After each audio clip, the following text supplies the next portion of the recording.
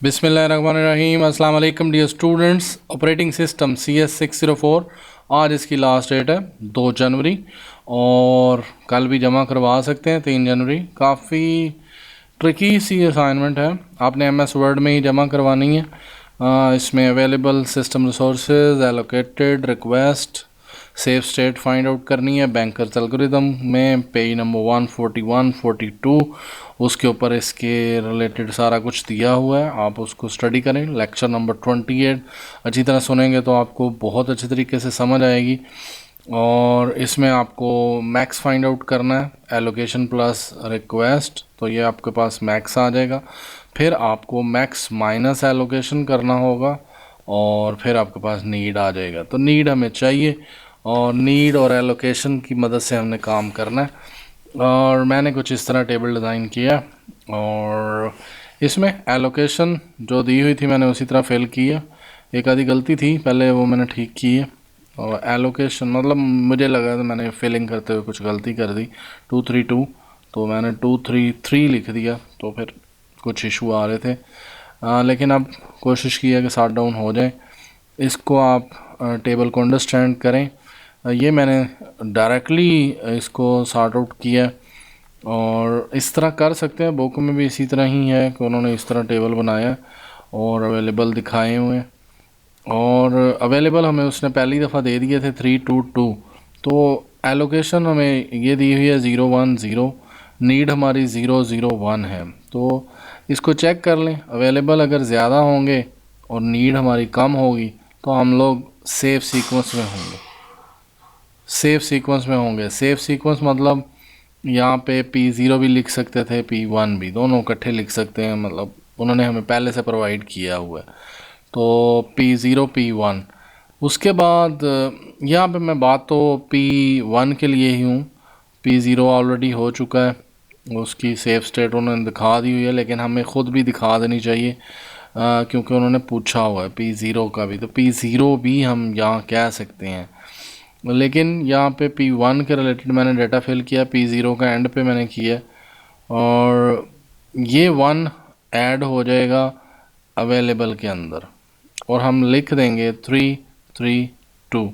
Allocation जब ये done हो जाएगा तो अवेलेबल में ऐड हो जाएगा कि भाई साहब इसकी अब ख़त्म हो गई ज़रूरत, P0 रन हो गया, उसकी चीज़ें इधर आ जाएंगी अवेलेबल में ताकि कोई और यूज़ कर सके। अब अगर हम कहें कि जी नीड हमें नहीं है, अवेलेबल हमारे ज़्यादा हैं, तो सेफ सीक्वेंस है। इसी तरह ही मैं मूव कर रहा हूँ P1 और P2 के लिए। अब ये जो 2 था P1 का, ये 3 में क्या हो जाएगा, ऐड होगा और ये बन जाएगा 5। और ये 0 है, ये 0 है, इसलिए ये यहाँ पे 3 जो बना था वो 3 आ जाएगा और ये 2 था, ये T2 ही रहेगा। मतलब ये 1 ऐड हुआ था इस 2 में तो ये 3 बना था।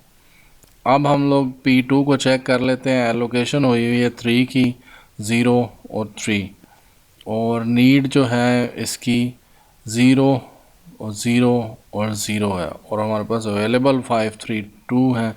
मतलब हम इससे ग्रेटर में हैं, नीड से हमारे पास अवेलेबल ज़्यादा है। ये चेक करना होता है कि available is greater than need, तो हम लोग सेफ स्टेट में हैं। और दैट्स इट, मतलब P3 में भी हम सेफ स्टेट पे हैं।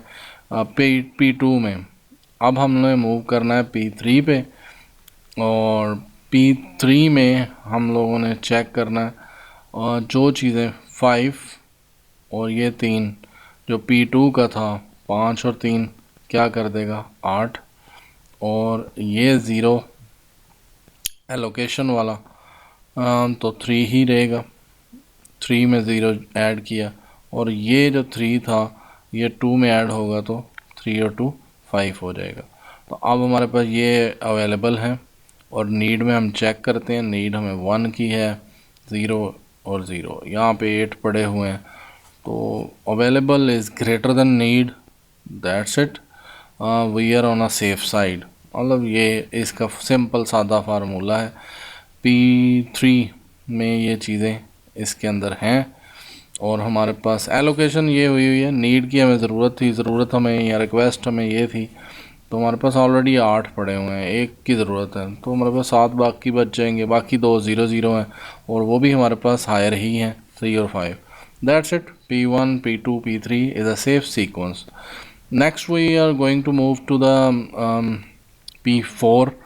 P4 में हम लोगों ने चेक करना है, तो यहाँ पे हम इसको कहेंगे कि जी ये जो चीज़ है P3 में हमारे पास 2 था, तो वो 8 और 2 10 हो गया। एलोकेशन की चीज़ें 3 और 1 4 हो गया, और ये 1 और 5 6 हो गया। तो ये तो हमारे पास हो गया अवेलेबल 10 4 6। अब हम नीड में चेक करते हैं। नीड 0 0 2 है, मतलब यहाँ हमारे पास 6 हैं और ज़रूरत 2 की है, और बाकियों में दोनों में 0 और 0 है, और ऑलरेडी हमारे पास 10 और 4 है। तो we are on the same sequence, मतलब हम लोग सेफ सीक्वेंस में हैं।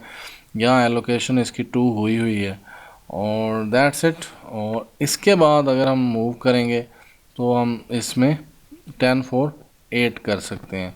तो ये एंड पे हम उसे दिखा सकते हैं कि हमारे पास अवेलेबल 10 4 8 है। तो ये हम, लेकिन मैं यहाँ पे आपको सिंपली ज़ीरो के लिए इसको मैंने रखा है कि जी ज़ीरो हमारा P0 P1 P2 P3 P4।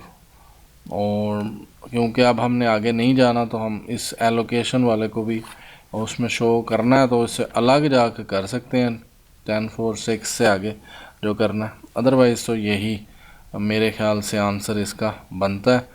As per book के लिहाज से भी देखा जाए तो मैंने तो यही इसका देखा कि ये इस तरह टेबल उसने फिल किया है 7 4 और यहाँ पे 5।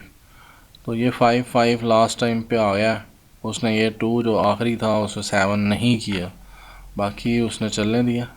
तो मैंने भी इसी को ही फॉलो किया। मतलब काफ़ी सारी स्टडी और सिंपल वे सिंपल स्टेप में करें तो ज़्यादा बेहतर है, बजाय हर लाइन की अलग से कैलकुलेशन की जाए। आई डोंट थिंक सो कि इसको इतना कॉम्प्लिकेटेड किया जाए।